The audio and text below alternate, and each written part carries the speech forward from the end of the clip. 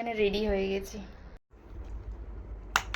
এত তাড়াতাড়ি তাড়াতাড়ি মেকআপ করতে হচ্ছে, কিছু বলার নেই। ভাগ্যিস মেকআপ কিট আছে দেখে চিন্তা হয় না বিয়েবাড়ি যাওয়ার বা যে কোনো পার্টিতে। বলুন, প্রথম থেকে ও বলছিল যাবে না যাবে না, হুটহাট করে বলছে অফিস থেকে এসে যে চলো যাই, বাড়ির সামনে রয়েছে, তো ঠিক আছে চলো। আজকে হচ্ছে ওর ছোট্টবেলার বন্ধুর দাদার রিসেপশন। বরযাত্রীও বলছিল ওকে, কিন্তু কাজের জন্য না যেতে পারেনি, অনেকটাই দূর এখান থেকে, যার জন্য আর কি যেতে পারেনি। তাই বলছিল ওনারা, বিয়েতেও আসলো না।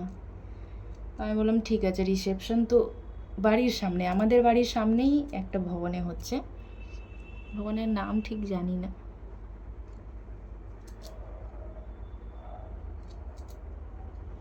মেকআপ করতে অত পারি না, তবে যা পারি কাজ চালিয়ে দেয়। যাবো আর চলে আসবো তাড়াতাড়ি, হালকা করে মেকআপ করে নিচ্ছি। এত তাড়াহুড়োর মধ্যে রেডি হচ্ছি, এই ইয়াররিংসটা পরলাম, জানি না কেমন লাগবে। তুমি রেডি হও না, দাঁড়িয়ে আছো কেন? মেকআপ করতে তো ভালোই লাগে, এসে আবার এগুলো তুলতেও হবে, এটা কিন্তু অনেক কষ্টের। কানটা ভারী ভারী লাগছে, তো পরি। এখানে রেডি হয়ে গেছি। এই চুড়িদারের সেটটা হচ্ছে, একটু ভালো করে দেখাবো যখন যাব বিয়ে বাড়ির, সেখানে একটু এখানে ব্লার লাগছে। এই ড্রেসটা আমাকে হচ্ছে দেবীদি গিফট করছিল, তো আমি এতদিন তো পরিনি, সুযোগই পাইনি, তো আজকে ভাবলাম তো পরি। খুব সুন্দর ড্রেসটা, খুব সুন্দর। আমি একদম রেডি, আর ও হচ্ছে রেডি হচ্ছে। ওর জামা কাপড় বের করে দিয়েছি এত সুন্দর, কিন্তু ওর সেটা পছন্দ হয়নি। এখন ও নিজে নিজে হচ্ছে জামা কাপড়টি বের করে পরবে। চুলটা এখন ছেড়ে রেখেছি, বাইরে বেরোলে বেঁধে নেবো, আবার সেখানে গিয়ে খুলে নেব। গাড়িতে বসলে না চুলগুলো সব খারাপ হয়ে যায়। চলুন বেরোয় দেখাচ্ছে। চলুন, শেষমেশ অনেক যুদ্ধ করে চলে এসেছি বিয়ে বাড়ি। কেন বললাম যুদ্ধ করে? কারণ হচ্ছে বেরোবার সময় ওর জন্য ড্রেস বের করেছি, সেটা ওর পছন্দ না। উনি পরবেন হচ্ছে পাঞ্জাবি, সেই পাঞ্জাবিটা বের করতে গিয়ে গোটা আলমারির অবস্থা খারাপ, প্রায় 1 ঘন্টা ধরে। দাঁড়ান, তার আগে বলি, আপনারা এখন যিনাকে স্ক্রিনে দেখছেন উনি হচ্ছেন আপনাদের দাদা ভাইয়ের ছোট্টবেলাকার বন্ধু। উনারই হচ্ছে দাদার আজকে রিসেপশন। তো যেটা বলছিলাম, বেরোবার সময় সেটা পড়বে না, লাস্টে অনেকটা নিজে নিজেই যুদ্ধ করেছে 1 ঘন্টা। বিয়েবাড়ি আসতেও দেরি হয়ে গেছে জানেন, ভাবছিলাম তাড়াতাড়ি আসবো, বেশি রাত করব না, তাড়াতাড়ি বাড়ি ঢুকবো, কিন্তু সেখানে দেরি হয়ে গেছে। শেষমেশ সেটাই পড়লো যেটা আমি বের করেছি, বুঝুন কাণ্ড। এবার তো এবার চলে এসেছি গিফট দিতে বর আর বউকে। তো আপনাদের দাদা ভাইয়ের হাতে ক্যামেরাটা ছিল, সে কথা বলতে বলতে ক্যামেরাটা নিচু করে ফেলেছে, সেটা আমি জানতাম না, পরে দেখেছি।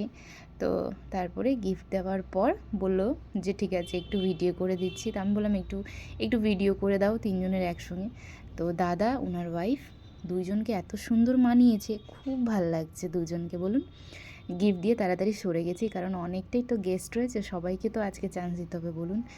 তো সেখান থেকে বেরিয়ে ঢুকার সঙ্গে সঙ্গেই প্রথমে দেখছিলাম গণপতি বাপ্পাকে, তো প্রণাম করেই ঢুকেছি, তারপরে গিফট দিয়ে আবার ওনার কাছে আসলাম, একটু দাঁড়ালাম। আর এই ড্রেসটা হচ্ছে আমার জন্য কলকাতা থেকে পাঠানো হয়েছিল অনেক মাস আগে, দেবীদি পাঠিয়েছে, কিন্তু পরার আর সুযোগ পাচ্ছিলাম না। তা আজকে হুট করে ভাবলাম যে এই ড্রেসটা তো আমার কাছে নতুন রয়েছে, পরে যাই, বিয়েবাড়ির মতনই, আর একদমই নতুন, আজকে প্রথম পরেছি, আর খুব ভালো লাগছে জানেন, ড্রেসটাও খুব সুন্দর। এদিকে স্টার্টারে ছিল হচ্ছে কফি, মিক্স পকোড়া, তারপরে হচ্ছে পাপড়ি চাট, ফুচকা। তো দাদা এখানে পাপড়ি চাট বানাচ্ছিলেন, তো আমি দাঁড়িয়ে দাঁড়িয়ে দেখছিলাম, খুব ভালো লাগছিল, কিন্তু এগুলো আমি খাইনি। তো পরে আপনাদের দাদাভাইকে বললাম তুমি কিছু খাও, ও বলছে না, খেলে এখন পেট ভরে যাবে। তাও খুব সুন্দর ওয়েদার ছিল, ঠান্ডা ঠান্ডা, তো ওকে বললাম যে একটু পকোড়া খেতে পারো। তো ও গেছে হচ্ছে একটু পকোড়া আনতে। দেখুন বাটিতে নিয়ে আসছে পকোড়াগুলো, তো আমি 1 পিস খেয়েছি, বেশি খাইনি, খুব টেস্ট ছিল। আর সেই পকোড়া খেতে খেতে কিছুক্ষণের মধ্যেই এমন ঝড় বৃষ্টি শুরু হয়েছে, কিচ্ছু বলার নেই।